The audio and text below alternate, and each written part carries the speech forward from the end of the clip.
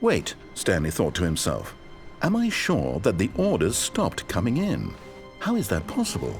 They never stopped. Surely I was mistaken.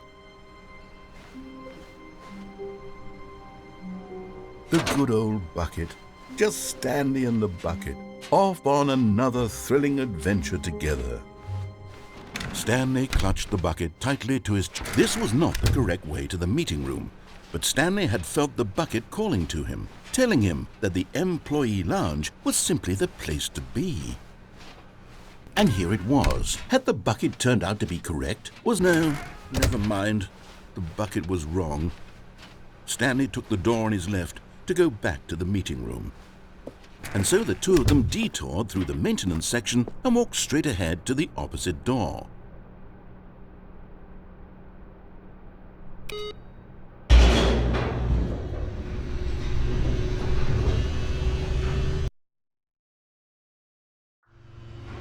Oh, good Stanley, I'm glad you found your way here. I knew you'd find this place eventually.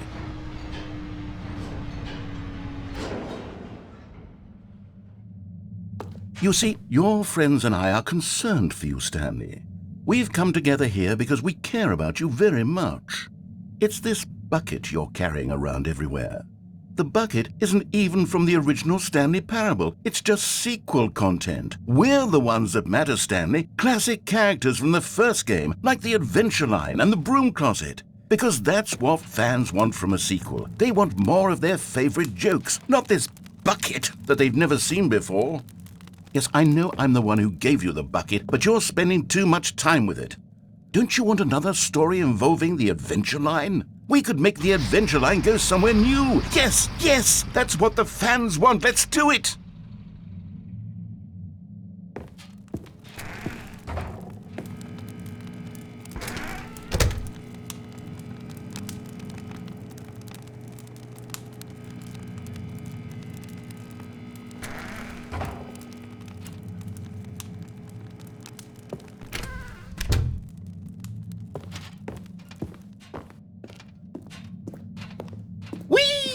Look at that wacky line. Who knows where it'll go off to next? Oh, and it played some silly music as well.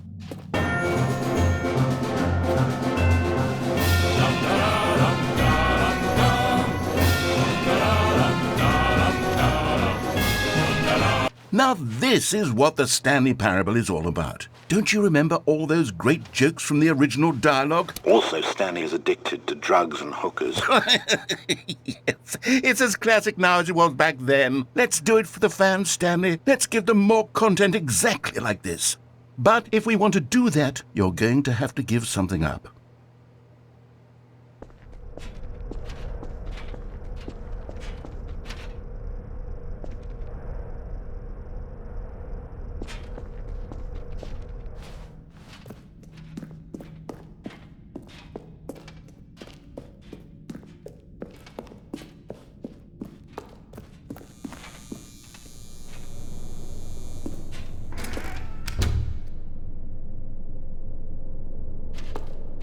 Don't you get it, Stanley? We need to get rid of the bucket. That's why I'm very proud to introduce a brand new character. This is the Bucket Destroyer. I think it'll make a wonderful new addition to the rich lore of the Stanley Parable. True, it also was not in the original game, but it's such a well-fleshed-out character with so much personality that to me it already feels as though it's been part of the cast all along. Don't you agree? Can you guess what the Bucket Destroyer does? Surely you don't need me to spell it out for you. Go ahead now, Stanley. Say goodbye to the bucket, and then pop it into the machine when you're ready.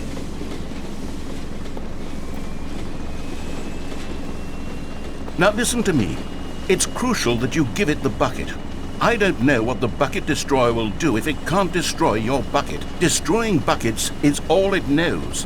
That is its singular personality trait. Sure, I can hear you saying, how does a character with only one personality trait deserve to join the pantheon of beloved Stanley Parable characters? Well, you see, if you were to really explore the bucket destroyer, you would see that its desire to crush buckets is so densely loaded with complexity and nuance that it's really like 10 personality traits. What other object in this game can you even say that about? The broom closet? Certainly not. I wonder what sort of bucket destroyer merchandise the fans will be clamoring for after this. Okay, the bucket destroyer is getting very upset now. You'll have to hurry and feed it. We can't get back to the classic Stanley Parable characters like the Adventure Line or the bucket destroyer until you crush that damn bucket. Quickly now, the fans are waiting. Do it, the fans, Stanley. Give the fans what they want. Hurry and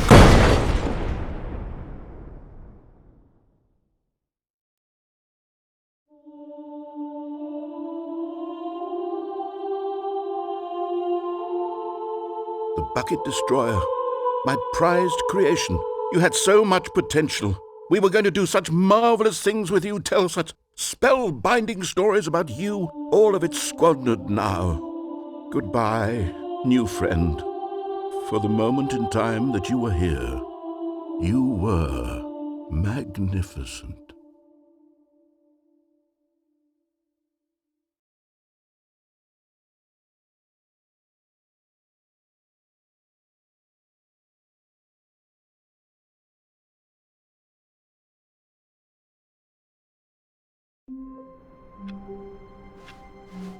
Stanley knew the office layout like the back of his hand. It was only a matter of time before he found the others, wherever they were. Just a matter of time.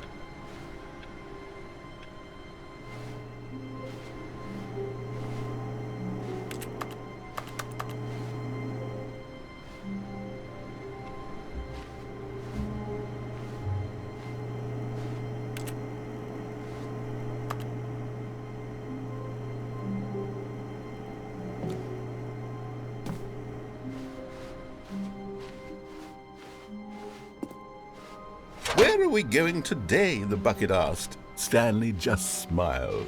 Anywhere they went together would be perfectly fine with him.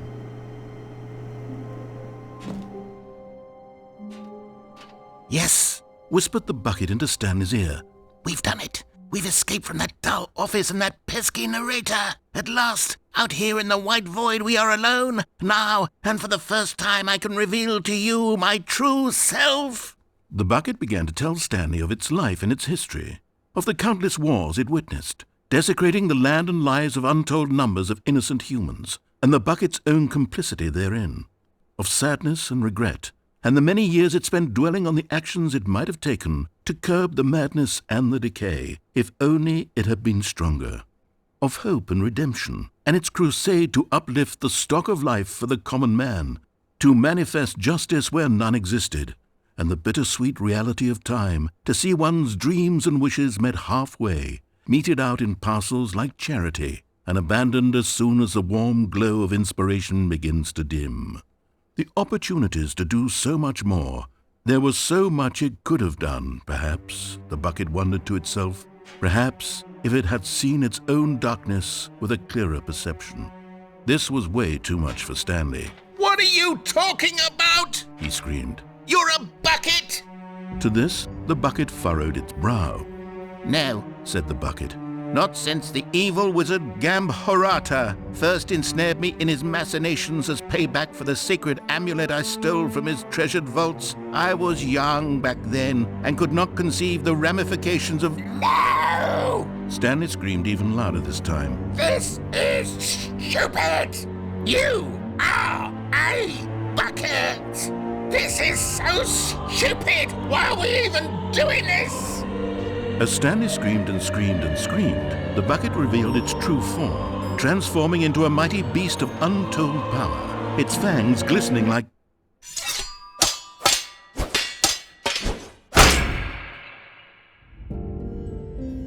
My God, Stanley, you did it!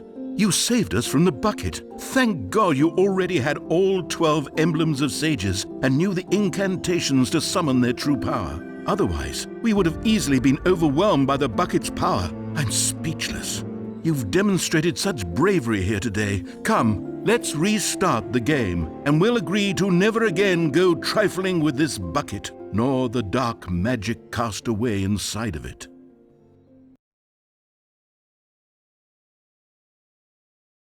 When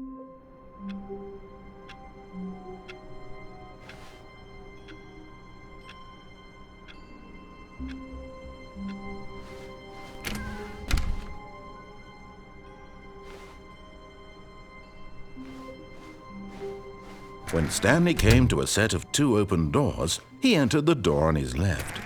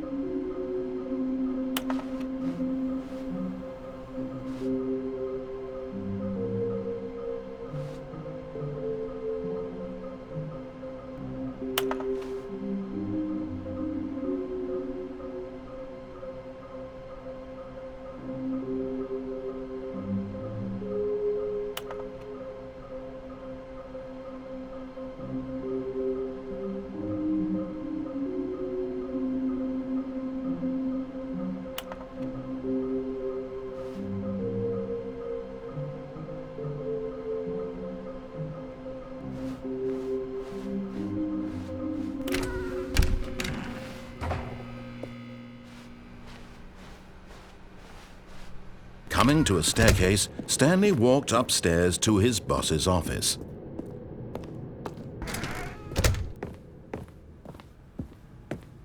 Stepping into his manager's office, Stanley was once again stunned to discover not an indication of any human life. Shocked, unraveled, Stanley wondered in disbelief who orchestrated this. What dark secret was being held from him? What he could not have known was that the keypad behind the boss's desk guarded the terrible truth that his boss had been keeping from him. And so the boss had assigned it an extra... Stanley was in such a rush to get through the story as quickly as possible, he didn't even have a single minute to just let the narrator talk. That kind of anxiety isn't healthy, so he relaxed for a few moments with some calming New Age music.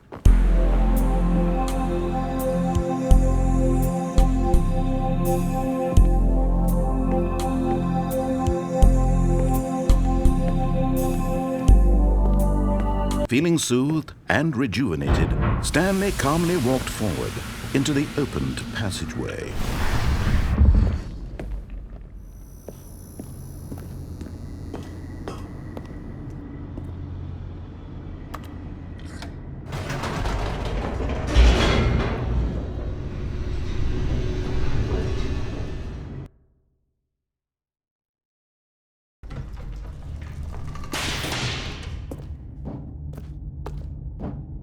Stanley walked straight ahead through the large door that read Mind Control Facility.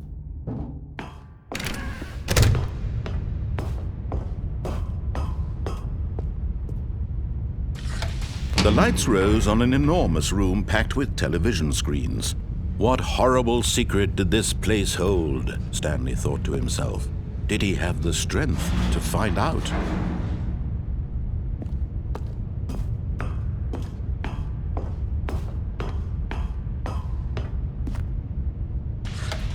Now the monitors jumped to life, their true nature revealed. Each bore the number of an employee in the building, Stanley's co-workers. The lives of so many individuals reduced to images on a screen, and Stanley, one of them, eternally monitored in this place where freedom meant nothing.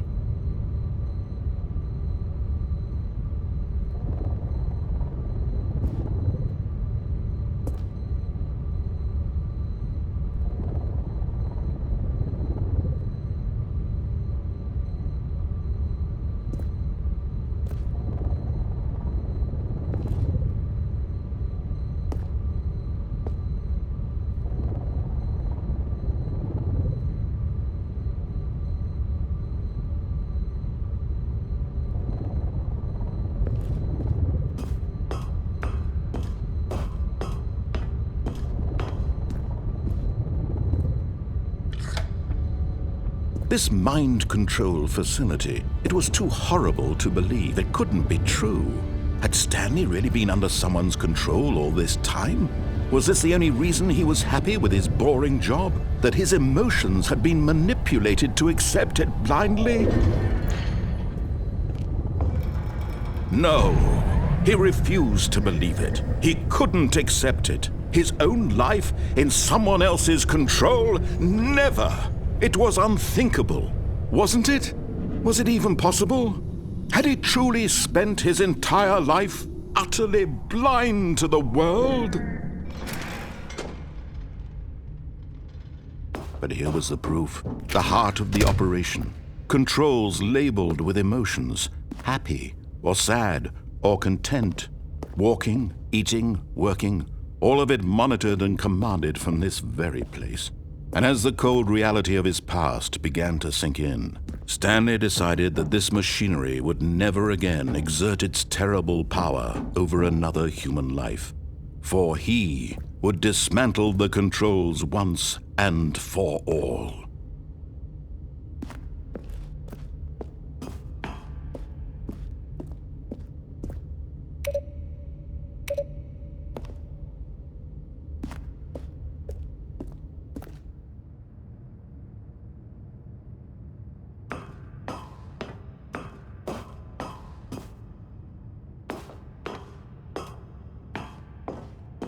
And when at last he found the source of the room's power, he knew it was his duty, his obligation, to put an end to this horrible place and to every... Oh, Stanley, you didn't just activate the controls, did you?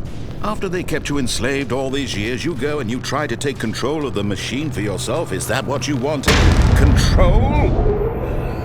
Oh, Stanley... I applaud your effort, I really do. But you need to understand, there's only so much that machine can do. You were supposed to let it go, turn the controls off, and leave. If you want to throw my story off track, you're going to have to do much better than that.